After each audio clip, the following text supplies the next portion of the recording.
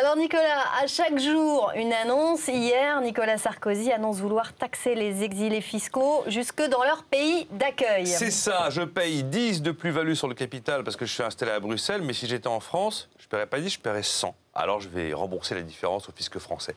90, voilà.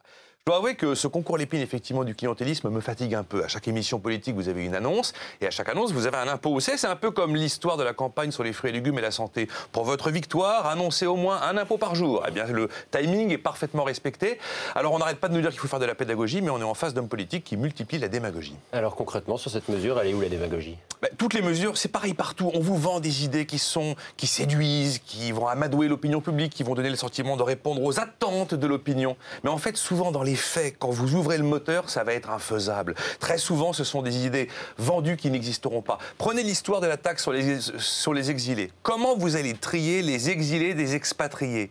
Ah, vous êtes exilé ou vous êtes expatrié? Ça va être très compliqué. Qu'est-ce qu'ils vont dire les Belges et les Luxembourgeois? A priori, ils sont quand même nos partenaires. Et puis on avait une exit tax qui avait été votée pour taper les riches avant qu'ils ne s'en aillent. Elle a été votée, elle n'a jamais été appliquée. Si on prend les 75% de Hollande, si vous ajoutez la fiscalité CRDS, CSG, si vous ajoutez l'ISF, si vous ajoutez les taxes sur l'immobilier, on explose les 100%. Ça n'existera pas. C'est pareil sur l'histoire de la renégociation du pacte budgétaire. François Hollande, il veut mettre le mot croissance. Il veut surtout revoir la règle d'or, très contraignante, à 0,5%. Berlin ne voudra pas. Et idem sur l'histoire de Schengen, on veut renégocier Schengen. Ça fait déjà 1 an que c'est en cours, les négociations.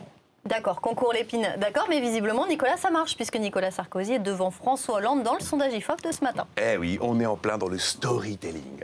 C'est une notion qui a été parfaitement mise en forme par un chercheur du CNRS qui s'appelle Christian Salmon, c'était en 2007. C'est la machine à fabriquer des histoires, le hold-up total sur l'imaginaire. C'est merveilleux ces histoires parce que ça finit par constituer des réalités. Et en fait, les émotions deviennent des marchandises. Qu'est-ce que ça marche bien en politique? Eh bien, on vit exactement la même chose qu'en 2007. On est dans l'art absolu de détourner l'attention avec des récits et on nous vend des fables faites de bons et de méchants. C'est très très très bien tout ça, hein. Les histoires, ça permet de se mentir à soi-même.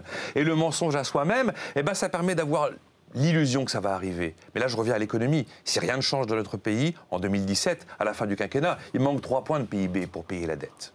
Merci beaucoup, Nicolas Dos.